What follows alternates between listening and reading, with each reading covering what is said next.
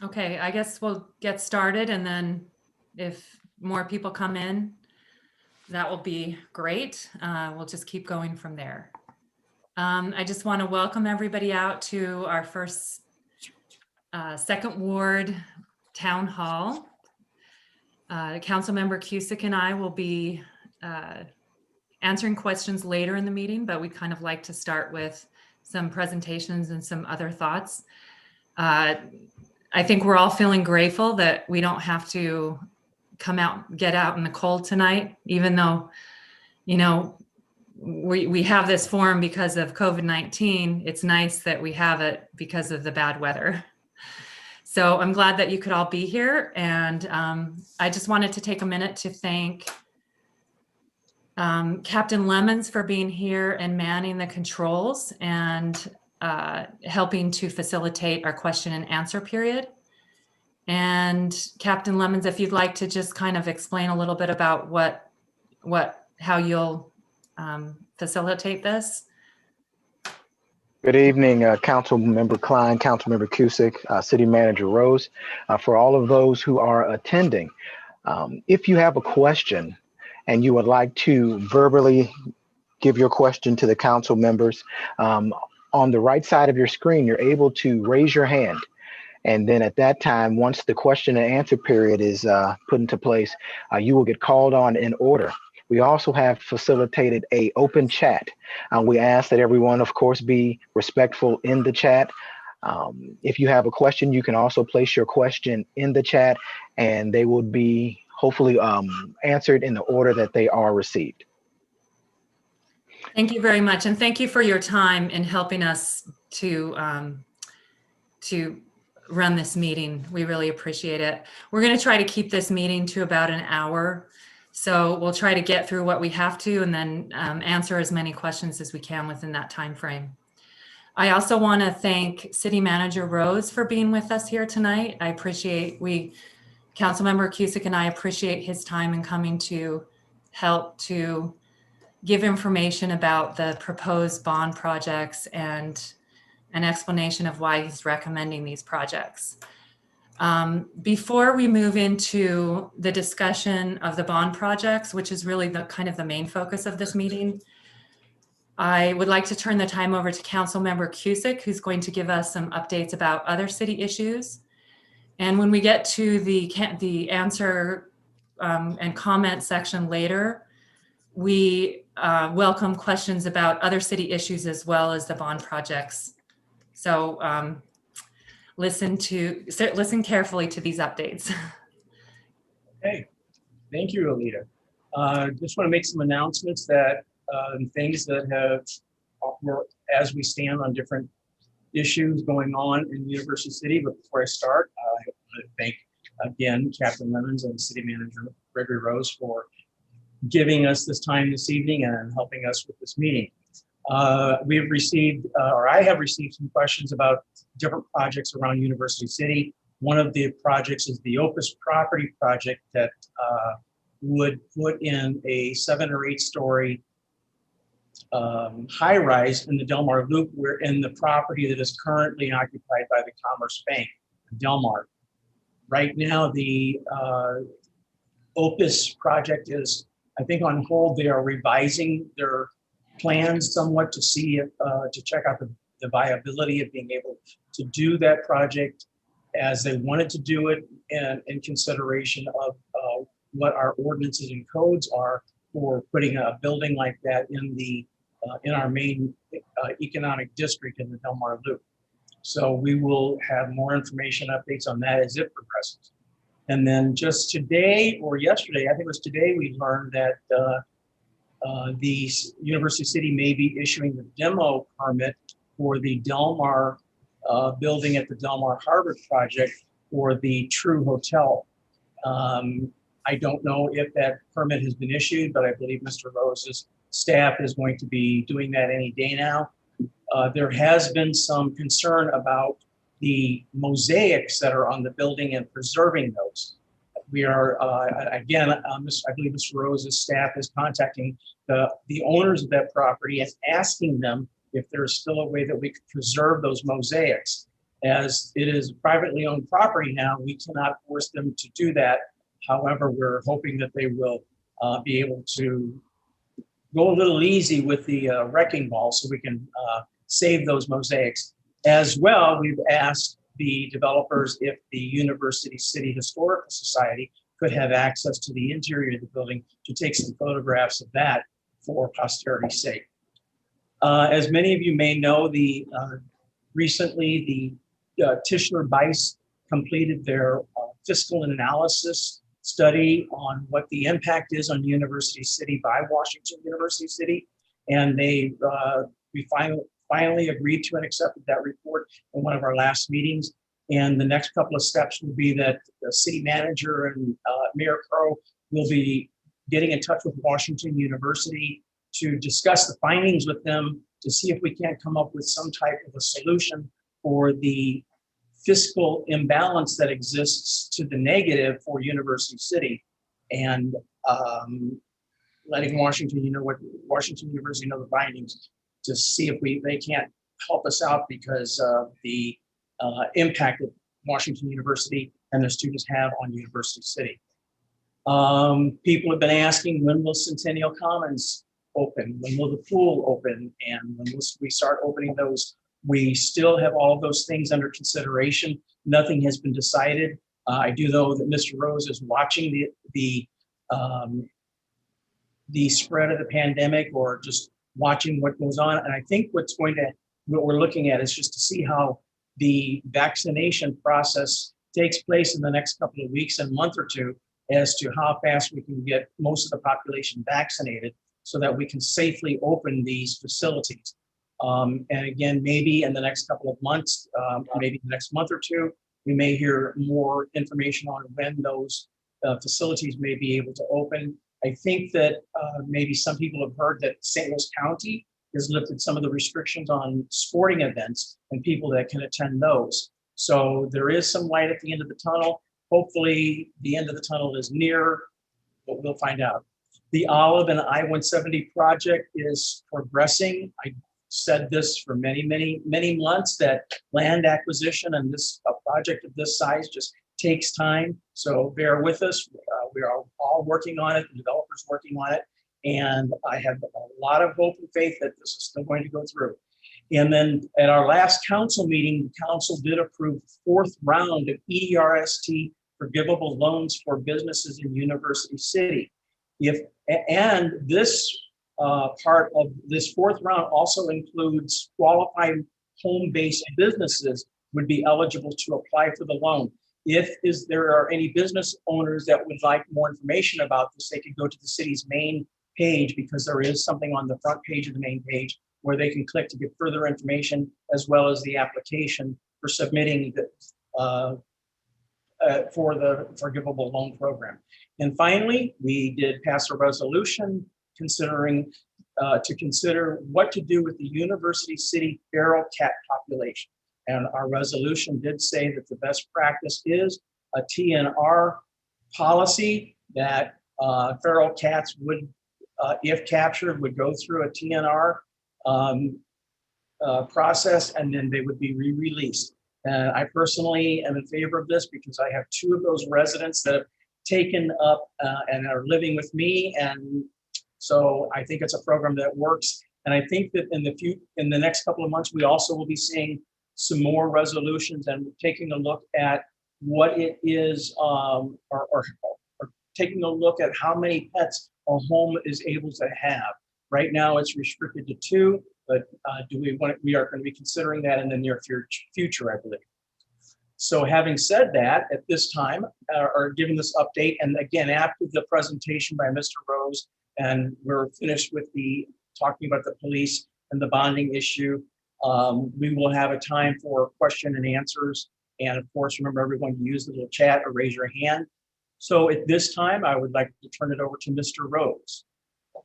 Thank you, Councilmember Cusick and Councilmember Klein, for allowing me to be here to present tonight. I also want to recognize Captain Lemon Sue. I think it's becoming kind of like a rock star in moderating these. So you know, his plate is pretty full I'll start with the recommendation and then work my way back. So on February the 8th, I recommended to the mayor and council 3 projects for bond financing. Those projects were City Hall at $2 million. That $2 million includes water tightening project because you don't want City Hall to continue to decay because of water leaking into the building. The cost of water tightening was $1.5 million estimated, and as well as the elevator. For anyone that has attended a council meeting or tried to access one of the departments that are on the higher level floors with the elevator broken, I'm sure that you can appreciate the need for making sure that we have a more reliable elevator in the future, especially as it relates to ADA compliance. That project is estimated at $500,000. So that's where the $2 million is derived from for the City Hall improvements. The police annex restoration and the Trinity multi-purpose building restoration, those projects really have a nexus in the sense that the multi-purpose building would also house the court operations. The estimated cost for the police annex restoration is $15.7 million, and the estimated cost for the Trinity multi-purpose building restoration is $2.3 million. So the total amount of the projects that I'm recommending is $20 million. Now, the Triggers Space Needs Study actually identified a total of a little over $29 million in projects. However, I think many of those projects, while they are important, they're not critical. I see the projects that are being recommended to the mayor and council as being critical, that they really need to occur within a pretty short time period. I want to also highlight just a little bit about what guided my recommendation. How did I reach the decision to recommend the projects that I am recommending, especially as it relates to the police annex building as well as the Trinity multi-purpose building. We want it to be as efficient and effective as possible. And if you think about it, if the mayor and council decides to move forward with the renovation of the police annex building and the renovation of what I call the Trinity multi-purpose building, you get a 2-for.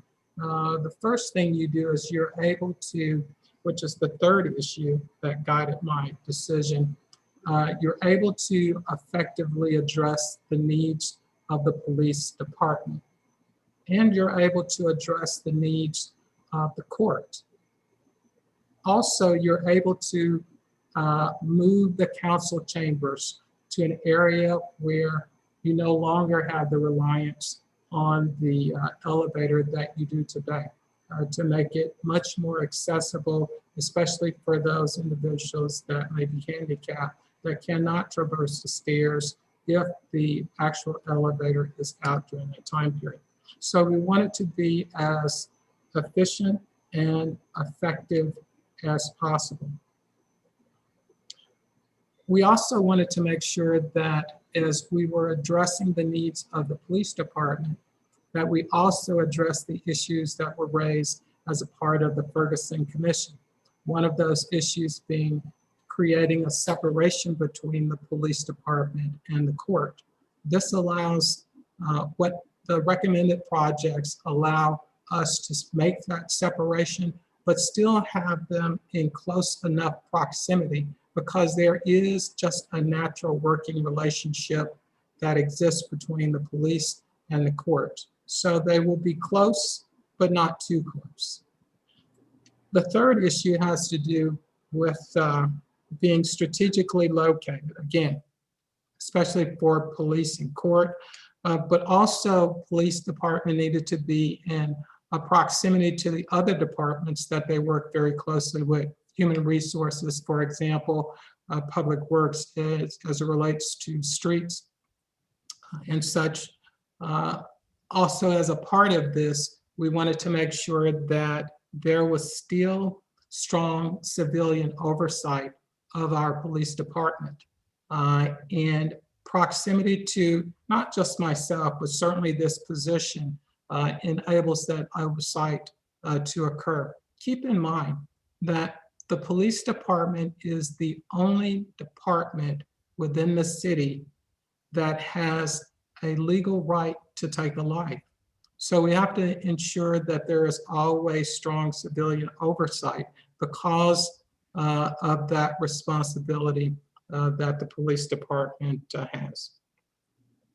So that is what guided my decision as it relates to why I am recommending those projects. The renovation of the multi-purpose building for court and moving the council chambers in an area where it is more accessible. The renovation of the annex, because you're able to renovate those facilities as well as address the needs of the police department. So you're able to basically leverage your dollars. So that was a guiding reason. And certainly an overall guiding principle was how are we going to be as efficient and effective as possible. So that's really the presentation that I have, and happy to respond to any questions that you have. But I will turn it back over to Councilmember Cusick, who I believe is going to moderate that. Thank you very much, Mr. Rose. I think that Councilmember Klein wanted to make some comments right after you. So did you want to speak now, Councilmember Klein? Yeah, I wanted to say a few words, in a community perspective of why I am in favor of supporting the recommendations of City Manager Rose. I think that there are a few, that there is, some sentiment in the community that a new police station would be better. And I just kind of want to address the reasons that I feel like we can meet the needs of the police department and take care of these buildings, which our community have made very clear are very important to us as a community. I just wanted to clarify first that we greatly appreciate the work that the police department does in our community. I think that they do a fantastic job. We have a really unique police department that's, at least as diverse as our community. We, the chief has, done a lot of trainings and a lot of programs that have helped the police to be sensitive to the different populations that we have in our community. And I think that we're continuing to do a lot of work in that area, and we value the work that our police does a tremendous amount. So we want to have the best facility for our police department. We don't want to compromise or skimp in this area. So I think that when this whole question was asked of where we should put the department, it was never a matter of, well, let's utilize our historic buildings first and then provide, whatever we can in that situation. I think the first priority was, can we build a state-of-the-art police department and put it into, will it fit into these buildings, and, so that we can be as efficient and effective as City Manager Rose said. And Trivers has presented us with this space needs study that says that we can put in a state-of-the-art facility for our police department, and that they can have everything that they need to continue to serve our community in the fantastic way that they do and that they will continue to do into the future. So that's kind of the first point. And the second point is that we do have these historic buildings, which the community in 2016 voted overwhelmingly to preserve and protect as part of our city. not something that we're going to give to someone else to utilize, but something that we're going to preserve as part of an important part of our city. We have a unique heritage and a unique history, and these buildings have been an important part of that history for as long as the city has been. You know, the annex was a little bit later, but you know, in the development of our city, they've been an important part of our city character, and we've you know, and I think the city, in voting for Prop H, verified that we still find those buildings to be very important. And so I don't think that, and the other consideration is what realistically can we do financially? Can we build a new police station and put enough money into these historic buildings to properly renovate them?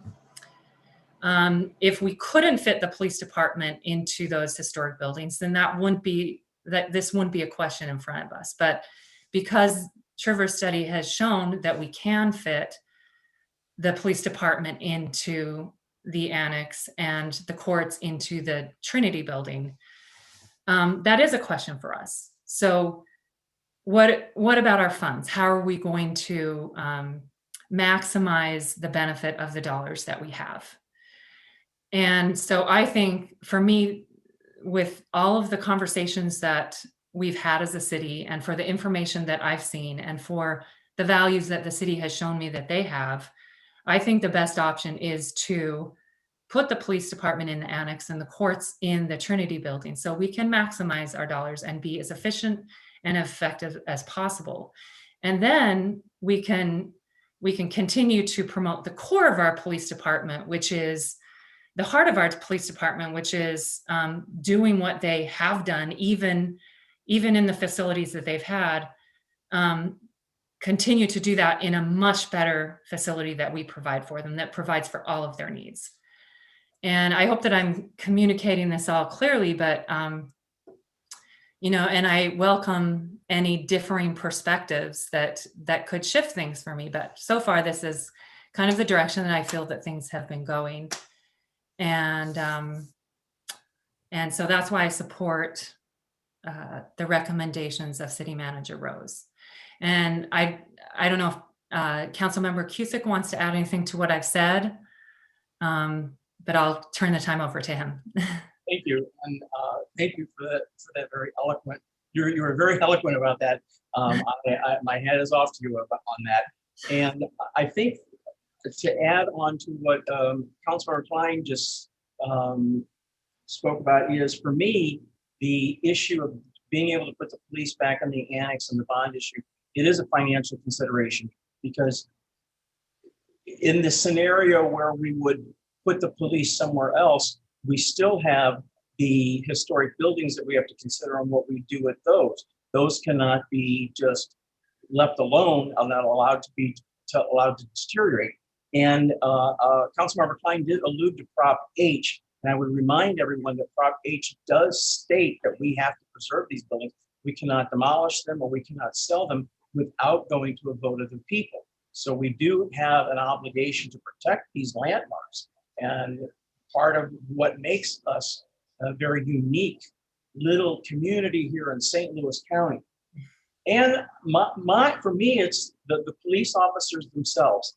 I have heard it mentioned on social media that police officers work in their vehicles, that they would be perfectly okay staying in those trailers because they go in there and pick up their equipment, but they spend most of their time in their vehicles. No, that's not acceptable. They need to have a nice facility that they feel comfortable in, and that gives off the impression of, not gives off the impression, but is professional. We have a professional police department.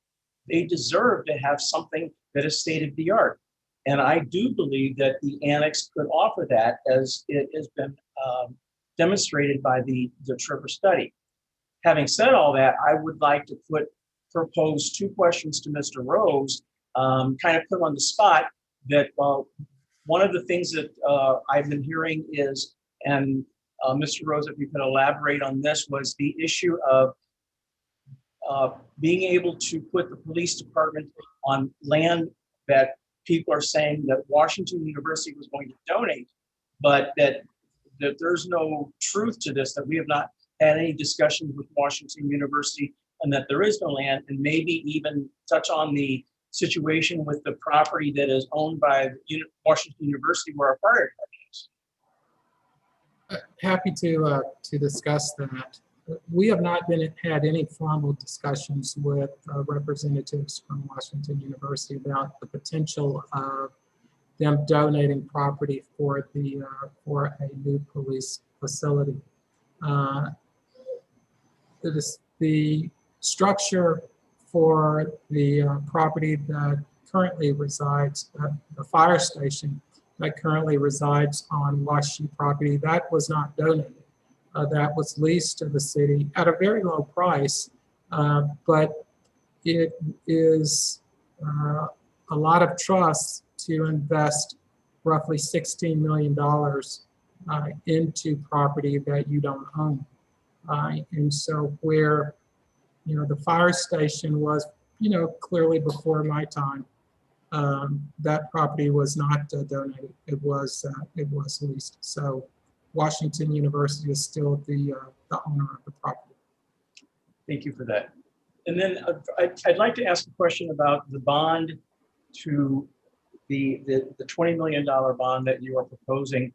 And would there not be finances or money available in other areas that we wouldn't have to do this bond issue?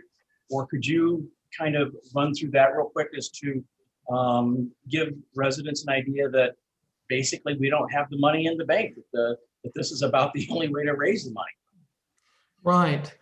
What we have is a situation where in the past, I'm not sure, just based upon the citizen satisfaction survey that was conducted, that we provided the level of services that is warranted, i.e. Street repair, tree pruning, park facilities, and such. And so what we're doing is investing a lot more into those services because we have the citizen satisfaction survey that gives us a good guide relative to where the community would like for us to invest those dollars. So we could not do both. We cannot, renovate the police annex and invest more into current city services. So yeah, we don't have the funding to do both. That's why the bond project is being recommended, but it is, as you have seen, being streamlined. We're not recommending the total amount that was recommended by Trivers, focusing just on what I think are those very critical projects that that need to happen. Understood. Thank you. And then finally, supposing we do approve this bond request and we go to the voters and it fails, what happens then? Well, if the bond initiative is not approved, then we would continue to rent those trailers for the police department. They would stay there. Okay, thank you, sir. And Alita, if you do not have any more comments to make, we could open this to the public to see if there are any questions of any of the attendees right now. Yeah, I did notice there was a question earlier about the MSD project and the overflow project for MSD and when that would start. And I don't have any information on that. City Manager Rose, do you have any information? We can follow up with MSD and I can provide that information to you. Okay, we know it hasn't started yet, but we'll provide information on when, if we know when that will start. And yeah, I think we can open up to any other questions that anyone has right now.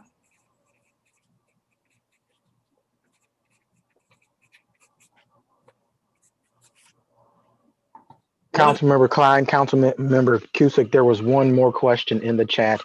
Someone asked, what was the annex used for before the police department was moved there? And if anyone has a question, if they could raise their hand or put it in chat, then we can give it to our panelists this evening. Okay, so before the police department, Councilmember Cusick, do you know what was there before the fire department and the police department were there? No, I do not, actually. Part of it was used as the library. Yeah, I mean, as far as I know, at least the fire department has been there for a very long time.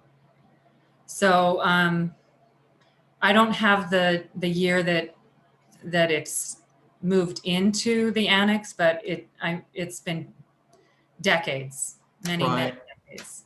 Yeah. I was just going to share with you, as we both know, that it started out as a magazine building, and then it was dedicated for the City Hall. And Councilmember Klein, as you've indicated, those operations, both police and fire, have been there for decades, in excess of 50 years. So, yeah, I really could not tell you if there was any other operation that was in the annex. I've only been aware of police and fire. Okay, I think there are a lot of other written chat questions. So Captain Lemons, if you want to read some of those out so we can kind of keep them in order. Council members, the next question is from a Miss Mimi Taylor Hendricks. She asks, where will the new hotel be?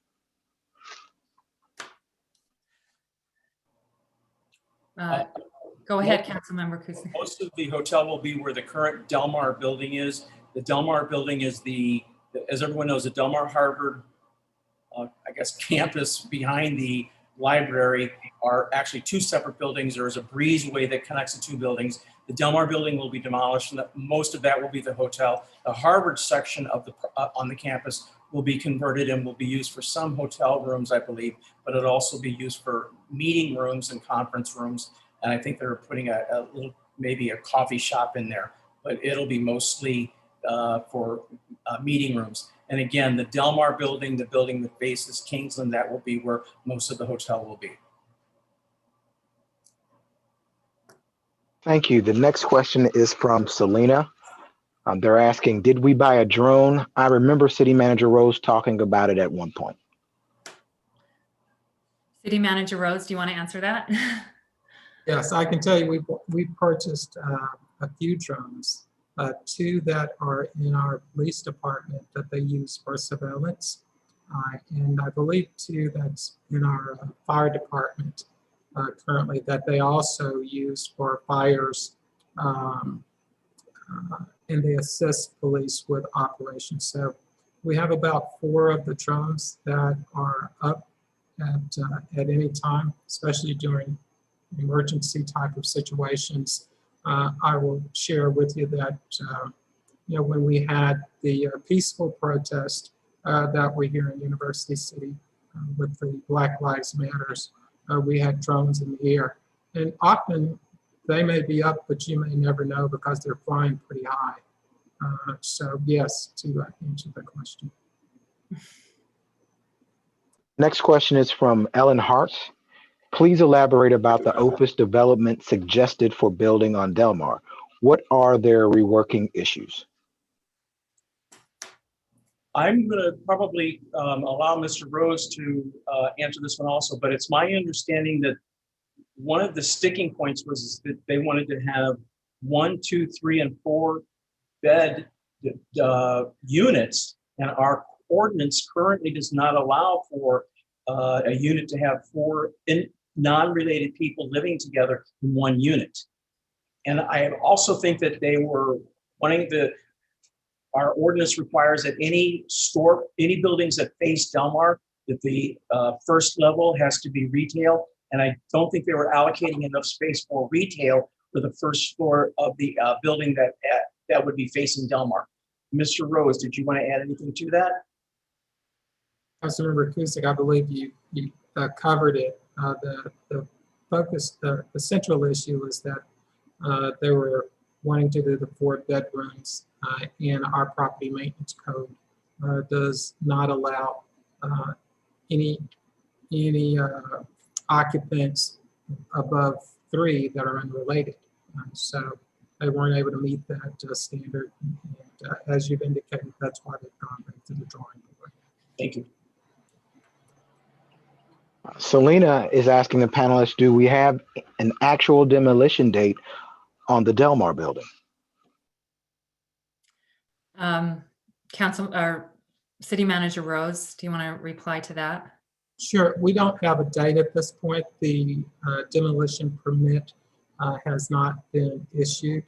We think that it will be issued sometime this week, but there is still some documentation that we need at the city. So the intention is once the permit is issued, I'll certainly let the mayor and council know, and I would suspect the council members will either direct me to inform the rest of the public, or they will inform themselves. Yeah, and I just want to make a note here that Councilmember Kusick and I both send out newsletters, and the information that, or the question, some of the questions that we're getting tonight that need follow-up, we will try to answer in the newsletters that we put out if you don't get the information before that time. Okay, we're ready for the next question. Robin is asking to all panelists, was there any study or exploration of cost for the new police station?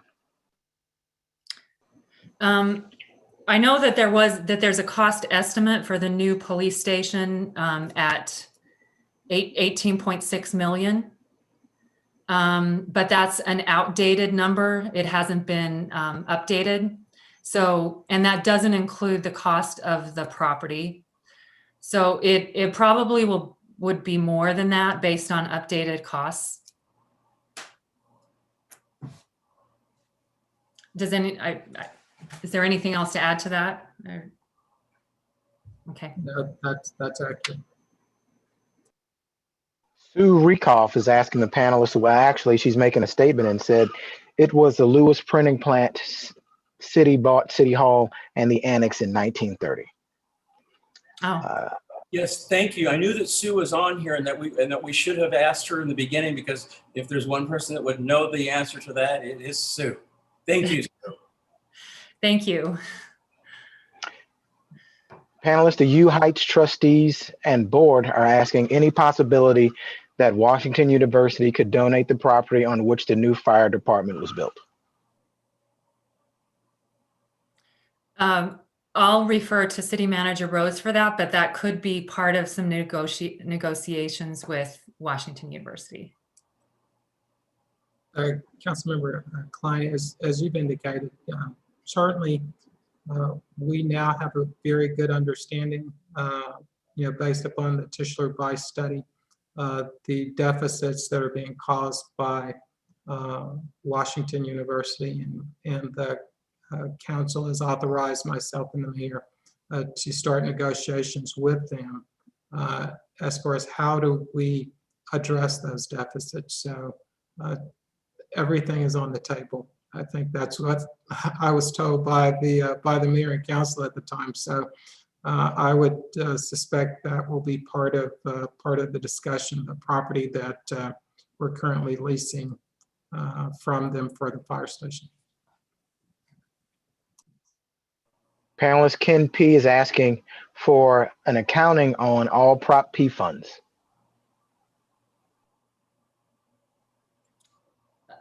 Councilmember Cusick, do you have any? My gut reaction is that I don't know that that's something that we're really prepared to discuss in a meeting like this, but I would ask Mr. Rose, without having to put him on the spot, I believe that you do have an accounting of all those funds, and there is a way for people to be able to see that on the somewhere. Would you like to respond to that, please? Well, happy to, Councilmember Cusick. We actually separated the Prop P funding out public safety sales tax, so that it would be easily traceable. So we could share information about its use. But if the caller would like to contact our finance director, Keith Cole, and he can provide the information that we have on it. I believe we've had that question before, so it may be readily available. Thank you. Robin is asking, panelists, has or will the Delmar building be tested for asbestos before demolition?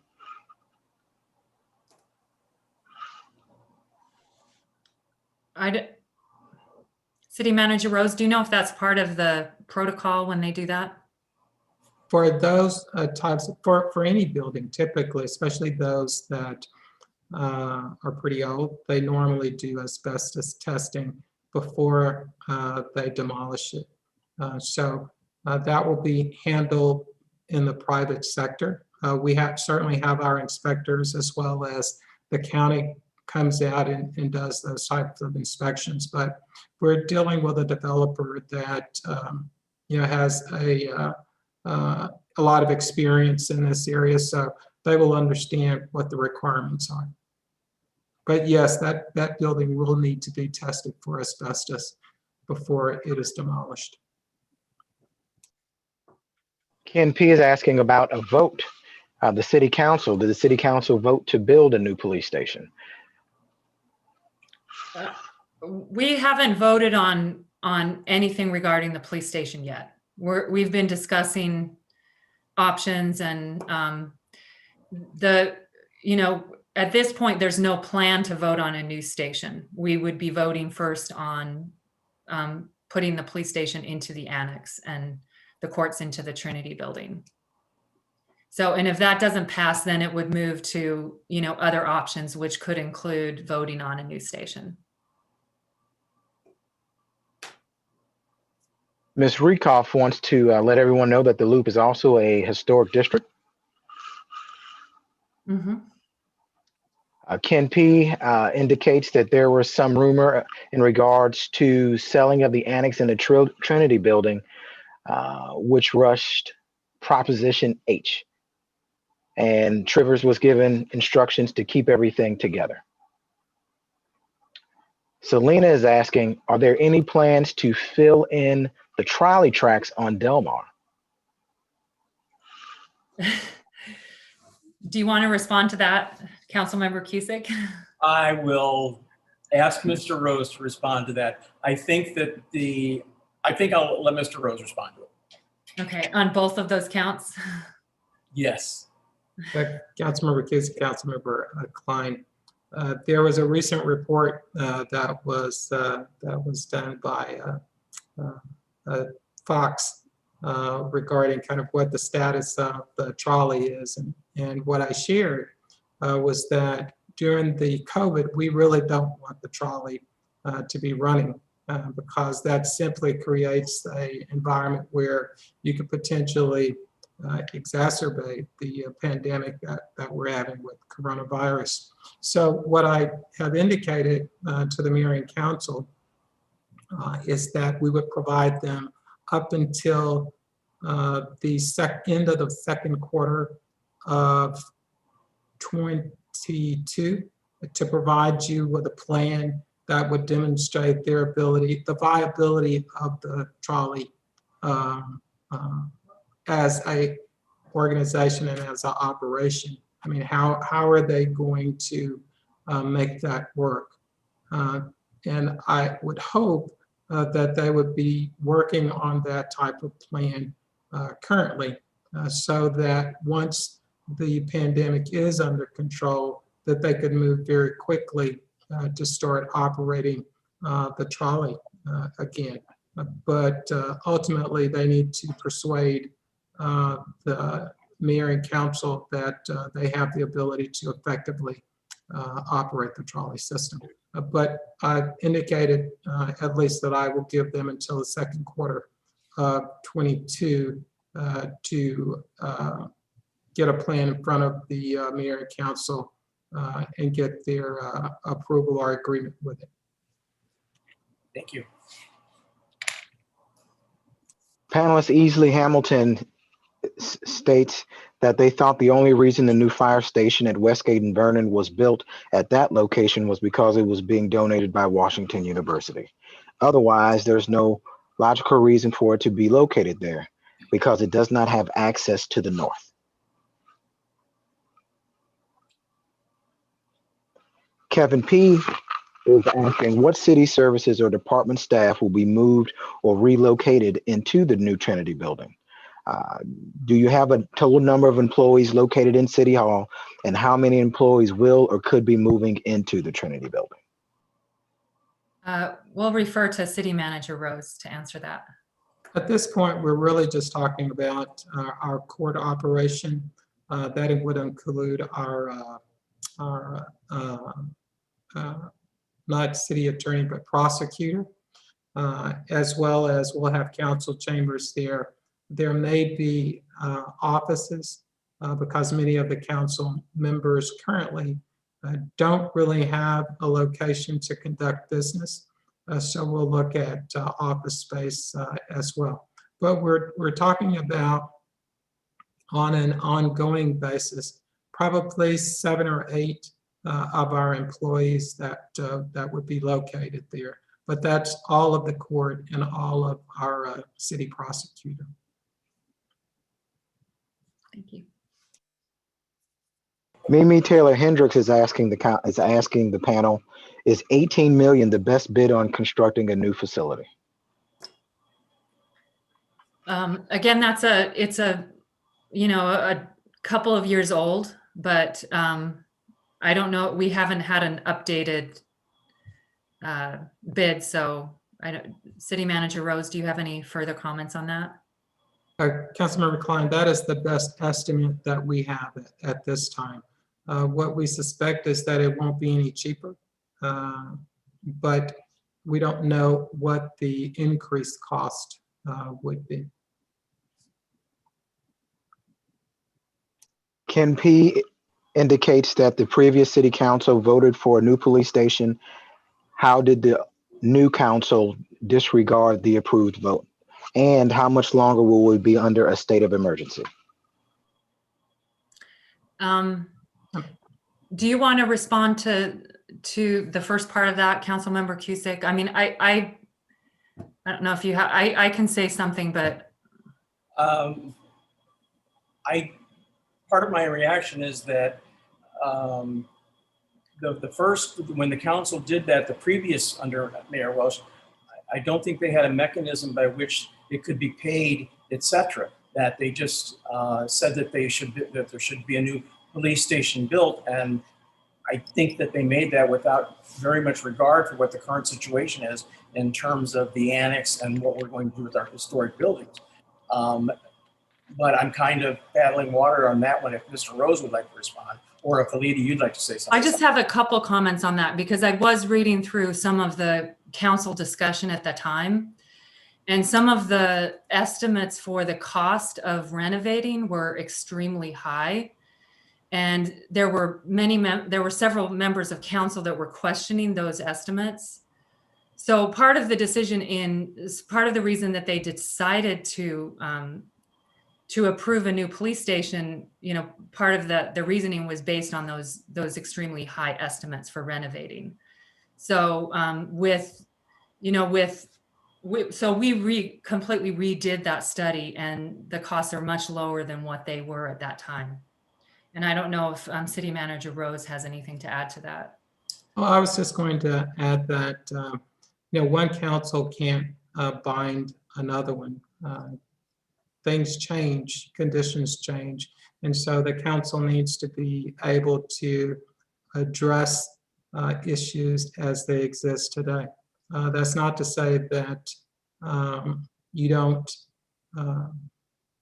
take into account actions of a prior council, but truly it's up to the mayor and council that's seated to make the decision about what they think is going to be effective and efficient.